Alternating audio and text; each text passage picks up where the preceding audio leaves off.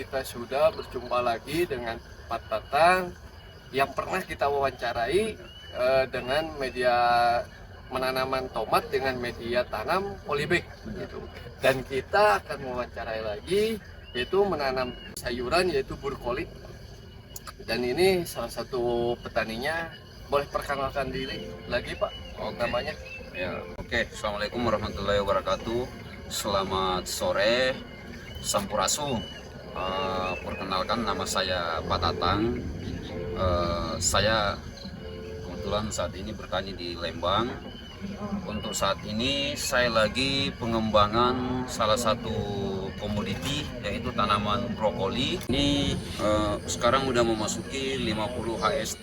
Jadi udah mulai masa panen sih untuk saat ini. Jadi itu kan. Oh, berarti ini sudah masuk ke 2,5 bulan ya Pak ya? Benar. Dan ini untuk benih tanaman brokolinya, benihnya pakai apa? Oh, kita pakai dari Primaseed, itu lagi Luki, itu yang booming biasa disebut orang di sini adalah bejo. Oh, bejo. Benar. Apakah ini untuk penanaman berapa pohon ya Pak? Kalau untuk saat ini sih saya lagi kembangkan ada 8.000 populasi, 8.000 pohon.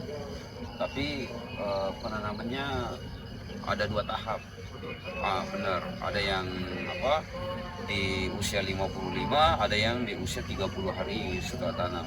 Oh, berarti tidak langsung disekaligus kan ditanam, berarti di tahap ya berarti? Benar, karena kita ngikutin pasar. Kebetulan juga kemarin di sini kan kendala salah satunya adalah air. Jadi karena kita nggak bisa menanam besar-besaran karena berkendara di air, meskipun air saya masih tetap lancar, tapi tetap aja kita terbatas untuk dalam bentuk penyiraman. Jadi kita lakukan 2 tahap. Dan kenapa saya ingin wawancara ke tempat ini gitu kan? Karena kan yang menariknya gini, ini kan menanaman di saat waktu kemarau. Benar. Waktu kemarau panjang berarti kan. Benar. Nah, waktu kemarin kan baru ada hujan 1 hari kan. Benar.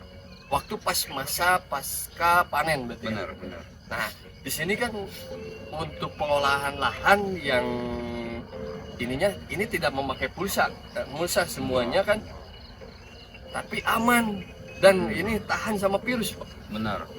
Jadi prinsip saya sih gini, kunci daripada budidaya itu yang paling penting adalah kita harus memahami kebutuhan tanaman. Jadi ketika ada seorang petani membudidaya satu tanaman, dia memberikan satu asupan nutrisi, mineral dan lain-lain sebagainya berdasarkan kebutuhan tanaman, itu pasti berhasil, ya kan? Jadi meskipun nggak menggunakan mulsa, karena kemarin kan harga sayuran kan anjlok ya, jadi orang berpikir 2 kali untuk menggunakan mulsa. Nah, yang kedua, kalau menurut saya sih, prinsip saya sih, saya kembali lagi bahwa kita memberikan nutrisi ataupun asupan kebutuhan tanaman memang harus berdasarkan dengan kebutuhan tanaman. Meskipun sebenarnya kebanyakan petani itu memberikan pupuk, memberikan nutrisi, pestisida dan lain sebagainya, sebenarnya bukan berdasarkan kebutuhan tanaman, tapi berdasarkan dengan kebutuhan petani sendiri. Iya, artinya dia tidak membaca kondisi tanaman, kondisi lingkungan, terus dia memberikan. Nah, itu mohon maaf kalau menurut saya suatu hal yang fatal, yang salah. Yang mau konsumsi adalah tanaman, bukan petaninya, ya kan? Itu kunci daripada yang selama ini yang saya gunakan. Artinya tanpa mulsa pun saya bisa budidaya. Ya karena kenapa saya nggak menggunakan mulsa? Yang pertama, di tempat ini, khususnya di Lembang ini, itu endemik banget dengan namanya penyakit. Mau itu akar gada, mau itu layu fusarium, Phytophthora dan lain sebagainya. Nah, ketika kita menggunakan mulsa, tanah ini kita tidak bisa rehab. Dalam arti dengan sendirinya tanahnya akan jenuh. Tapi tanda kutip saya tidak mengatakan bahwa jelek ketika menggunakan mulsa. Mungkin ada cara lain menggunakan asam kumat dan lain sebagainya. Tapi maksud saya dengan anjloknya harga sayur, secara otomatis cost yang ada di petani, Betul. tentunya kan kita harus ngirit-ngirit juga kan. Nah itu sebenarnya satu alasan pertama. Yang kedua, saya harus menemukan bagaimana hasil bisa maksimal ketika saya tidak menggunakan mulsa. Artinya saya sudah memangkas satu kos operasional adalah harga mulsa, dan alhamdulillah ketemu Ya. ya kan seperti ini. Iya, karena jujur kan kalau untuk saat ini kan baru hujan pertama di Lembang ini, petani semua pada cooling down semua. Iya, jadi petani cooling down lagi nggak nanam. Menurut saya sih ini merupakan satu peluang baik menurut saya. Artinya saya bertani di luar musim. Ketika saya bertani di luar musim, otomatis saya akan berharap bahwa nanti harga akan membaik. Nah, di sini tadi kan untuk pemangkasan tidak memakai mulsa ya Pak. Benar. Nah, tetapi kan di sini satu yang dipertanyakan itu rumput. Biasanya kan kalau tidak memakai mulsa, rumput itu semakin gitu kan menjadi momok bagi para petani gitu kan. Itu yang dikhawatirkan.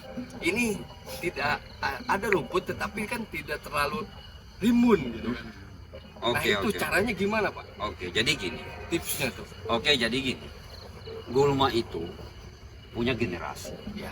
Iya. Gulma itu punya generasi. Jadi kita jangan pernah mengira bahwa ketika kita membasmi gulma tidak ada generasi berikutnya. Iya kan? Jadi ketika kita membasmi gulma, sekali kita basmi, iya kan? Terus muncul lagi generasi berikutnya. Iya. Dan yakin dan percaya otomatis populasinya makin sedikit, iya kan? Nongol lagi populasi berikutnya. Iya. Jadi ini salah satu sebenarnya teknologi yang ada di Jepang sebenarnya. Jadi mereka itu tidak menggunakan mulsa, tapi regenerasi mulsa itu makin lama makin dimusnahin. Iya, karena kalau misalkan kita lakukan satu pembiaran, dalam arti tunggu rumputnya sampai benar-benar gede, baru kita lakukan penyiangan, nah itu udah sangat mengganggu, dalam arti udah mengurangi potensi hasil juga sih sebenarnya. Jadi prinsip saya gini, jangan tunggu gulmanya sampai gede. Ketika ada populasinya, musnahin secepatnya. Iya, tanpa menggunakan herbisida, mau itu kontak, sistemik, ataupun herbisida selektif. Berarti pratumbuh berarti yang digunakan Pak? Enggak, kalau saya sih nggak menggunakan apa-apa. Oh tidak, ini tidak Enggak, sama saya sekali nggak herbisida. menggunakan herbisida selektif. Di sana sekarang kan lagi banyak lagi seru-serunya kan herbisida selektif, perusahaan ngeluarin herbisida selektif. Kalau saya nggak menggunakan, kuncinya itu tadi, bagaimana membasmi dari regenerasi ke regenerasi. Salah satunya contohnya gimana Pak? Ya contoh Salah gini, satunya, ya. ini saya ambil rumput, ya kan? Ya. Jadi nggak ada bedanya kan dengan tanaman. Nanti kan ini menghasilkan biji, Ya. benih, ya kan? Nah, ketika dia menghasilkan benih baru kita basmi, ujung-ujungnya kan nanti dia munculkan generasi lagi. Jadi dia sebelum munculkan generasi saya musnahin sekarang.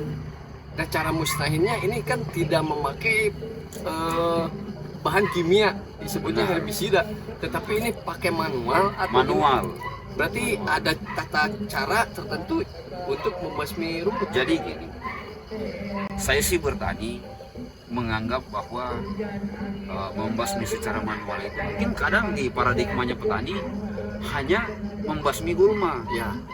Ketika saya membasmi gulma, ketika gulmanya masih kecil, sebenarnya dua keuntungan yang saya ambil. Yang pertama saya basmi gulmanya, yang kedua sebenarnya saya lagi menetralisis tanah. Iya, tanahnya kan saya korek gitu.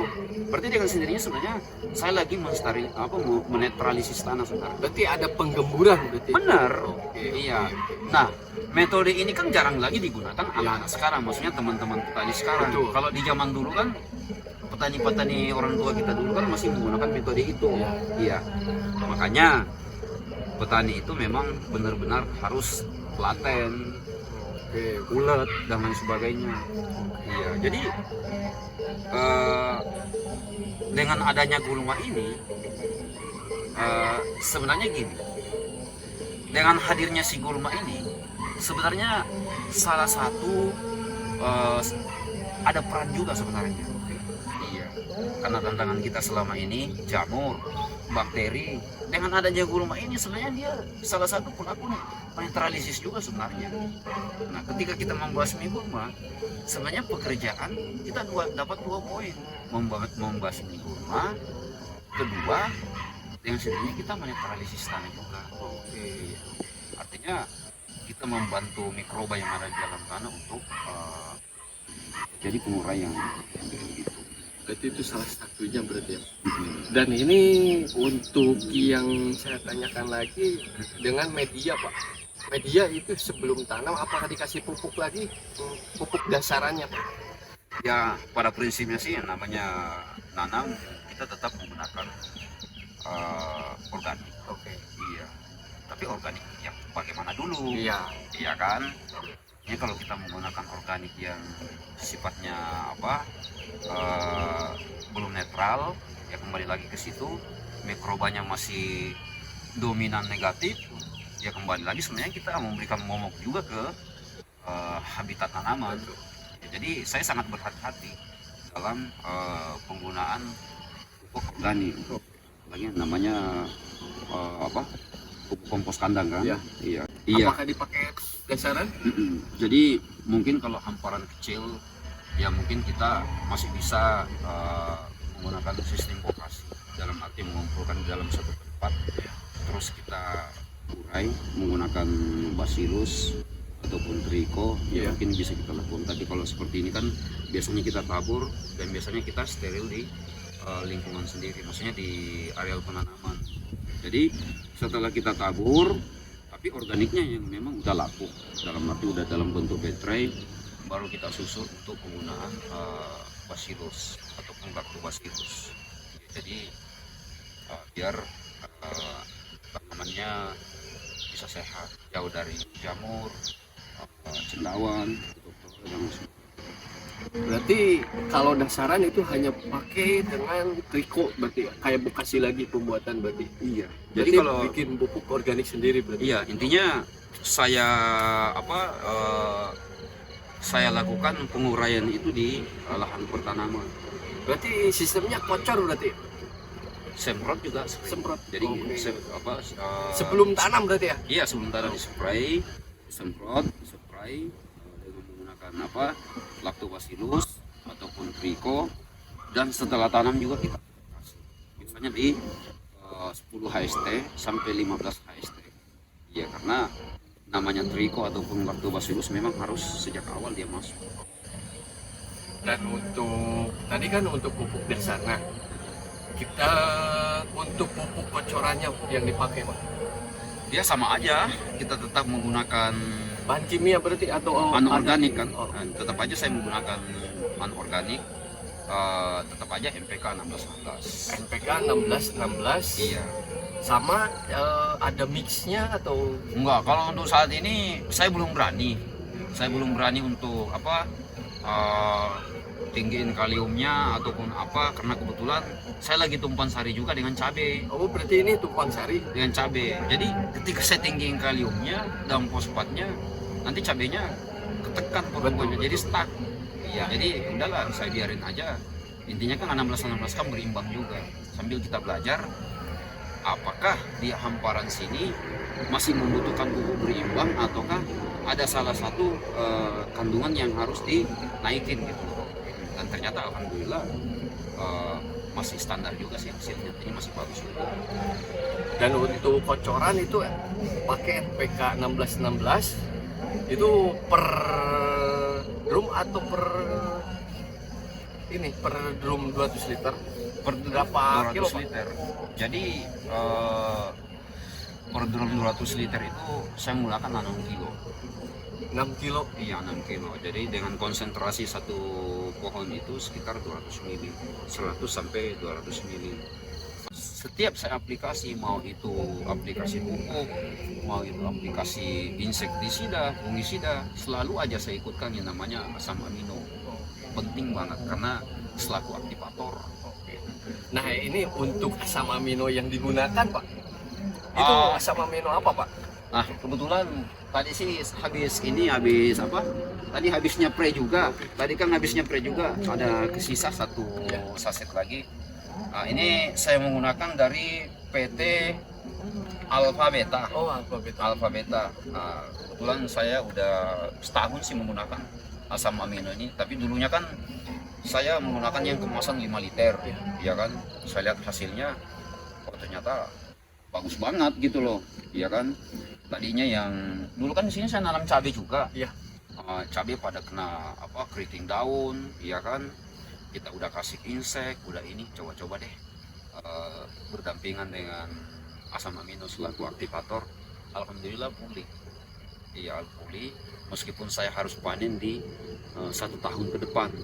Jadi sempat cabai saya hampir saya musnahin. Oke. Ya sampai-sampai istri saya bilang udah rabut aja semua cabainya. Udah deh saya pakai dulu asam aminonya. Iya. Ternyata alhamdulillah bisa panen lagi. Kan? Iya. Berarti ada pembukaan klorofil dari daun. Benar. Nah, mungkin salah satu fungsi dari asam amino itu. Jadi apa? Kalau apa? Ya itu tadi membantu untuk klorofil. Berarti ini merek dari High Score ya berarti? Benar, Oke. High Score. High Score. Berarti asam amino High Score. Berarti ini pemakaiannya di spray atau dikocor? Dua-duanya saya pakai. Oh, dua-duanya. Dua-duanya saya pakai. Per ininya per liternya? Jadi kalau per liternya itu 30 apa? Intinya kan kalau perbandingannya kan gini. Per 16 liter, Ya. per 16 liter air kalau di spray itu 30 mili. 30. 30 mili. Nah, kalau ini 30 mili juga. Ya. Berarti ini satu tangki jadinya kalau untuk ini. Berarti untuk spray. Benar. Kalau untuk kocor? Kalau untuk kocor sih saya kadang pakai sampai 3 liter Ya. per hektar. 3 liter. 3 liter per hektar. Berarti itu dalam waktu. Nah, ini kan. Ini udah berapa? 55 hashtag. Apakah sudah berapa kali pakai asam amino High Score? Pokoknya kalau asam amino ini ngikut terus. Ngikut. Jadi setiap saya aplikasi produk, dia ada aja ikut. Iya, jadi kalau saya udah kehabisan produk ini, kepala saya udah puyeng juga. Iya, Berarti sangat irit juga berarti Pak. irit. Dan boleh dicoba bagaimana ketika menggunakan asam amino ini di musim kemarau. Oke. Artinya kalau tadinya kita harus nyiram setiap hari dengan menggunakan asam amino ini bertahan sampai 5 hari. Berarti ada kos yang telah kita penggal lagi. Nah kedua, emang warna daun sih beda. Berarti beda. Iya, beda banget.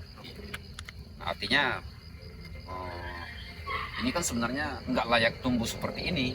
Karena kenapa? Ini kan benar-benar kemarin kan 3 bulan loh nggak hujan. Betul. Iya 3 bulan. 3 bulan pas hujan kan nggak turun. Iya, udah pasrah-pasrah aja. Semoga aja asam amino ini bisa sedikit membantu. Alhamdulillah bukan sedikit membantu lagi, tapi banyak membantu. Benar-benar membantu. Iya benar. Ya untuk aplikasi misalkan dari seminggu itu pemakaian asam amino berapa? Seminggu sekali atau 2 kali? Kalau musim kemarau sih kita intervalnya agak jauh. Oh agak renggang. Karena kenapa? Penyakit kan berkurang karena curah hujan kan bukan berkurang, memang nggak ada hujannya, ya kan. Jadi bisa kita aplikasi per 10 hari untuk penggunaan pestisidanya, karena ini kan cuma pendamping, jadi dia selalu mendampingi pestisida, mendampingi pupuk, mendampingi apa, jadi intinya paket komplit berarti ya? Benar. Jadi saya sarankan aja, coba aja asam amino ini, dan kita lihat seperti apa hasilnya. Insya Allah saya jamin bagus kok. Iya. Jadi di musim hujan ini kan sangat berpengaruh di figur tanaman. Betul. Kalau mungkin di manusia di imunnya tanaman kan? Iya, maksudnya di pertahanan tubuhnya. Jadi tanaman itu akan keboster gitu loh. Kalau menurut saya sih, kalau bahasa saya keboster. Dalam arti keboster itu dia memberikan satu perlindungan meskipun sebenarnya dia bukan obat. Iya. Tapi bagaimana tanaman itu nggak gampang kena penyakit. Iya. Jadi kalau menurut saya asam amino ini cukup bagus. Dulunya sih saya sering pakai juga dengan merek dagang yang lain. Cuman kebetulan saya lihat yang saya rasakan asam amino ini harganya sedikit lebih ringan, hasilnya luar biasa. Ya udah, ngapain kita pilih yang mahal kalau memang ada yang lebih murah dan hasilnya bagus. Seperti itu. Di situ ini kan pakai asam amino untuk spray. Tapi kan untuk ini Pak, untuk pengobatan selain dari asam amino yaitu fungisida untuk penghilang virus-virus, karena ini penanaman hampir 1 hektar berarti ini kan. Benar. 1 hektar. Tidak ada yang terkena virus gitu. Okay. Karena mulus semua. Oke. Jadi saya sih lihat teman-teman, apalagi kita di dataran tinggi ini kan kendala utama adalah kan akar dada, terus bercak daun dan sebagainya. Alhamdulillah satu pun nggak ada yang kena. Iya, nggak ada yang kena busuk kembang, busuk batang, busuk buah nggak ada yang kena. Iya, alhamdulillah. Nah, kalau untuk pestisida yang saya gunakan, saya rasa biasa aja sih. Iya, paling saya gunakan Mancozeb, Azoxystrobin, terus kalau untuk Mancozebnya saya gunakan dari PT Albaug juga sih, ya itu Rotasep. Nah, kalau untuk tapi selama ini sih saya menggunakan paket full dari Rotasep, dapat dari Albaug juga. Kalau untuk Mancozebnya saya gunakan Rotasep. Kalau untuk mengatasi Phytophthoranya dan lain sebagainya, ini teknologinya sangat luar biasa. Karena kenapa? Ada satu produk yang namanya ada satu produk tapi formulasinya dalam bentuk susu. Jadi produk lain masih menggunakan WP, ini formulasinya udah menggunakan dalam bentuk formulasi dalam bentuk susu. Jadi aplikasinya nggak berarti lagi. itu masuknya fungi atau insek?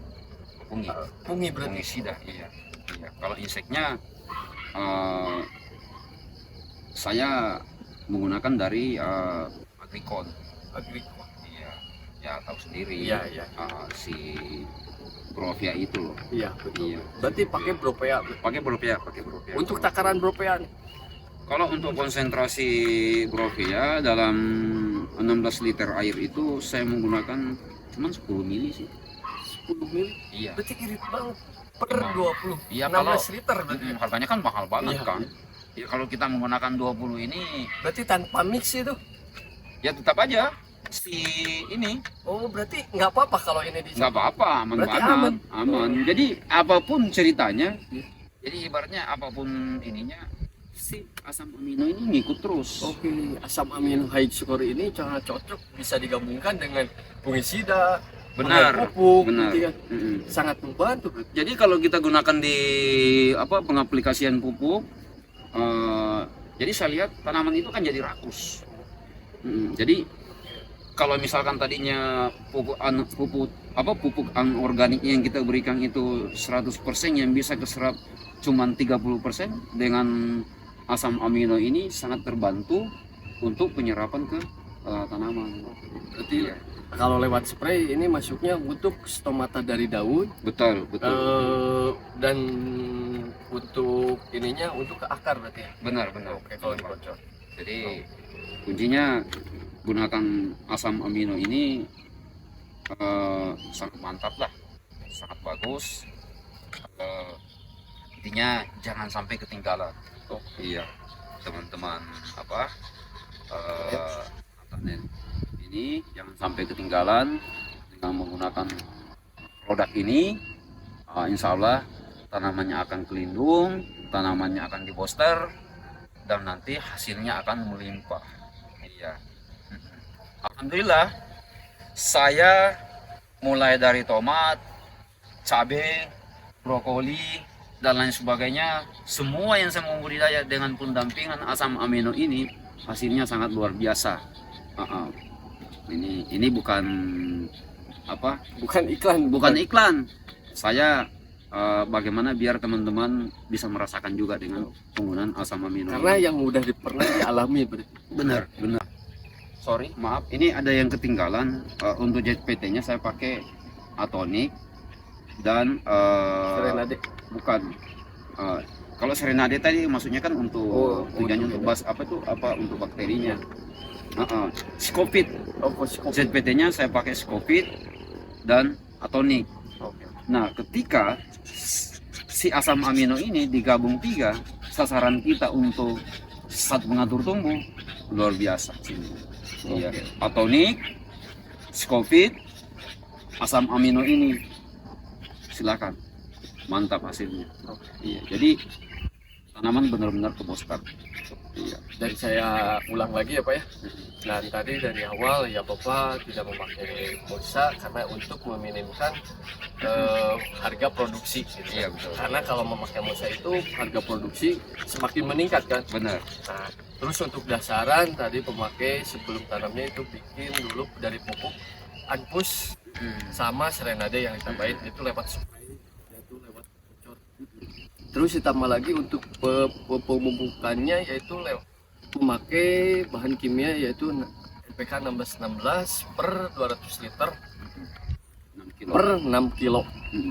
Dan lalu ditambah lagi, nah ini salah satunya dari asam amino yang dipakai sama Pak Tatang itu asam amino dari produk High Score dari PT Alpha Beta.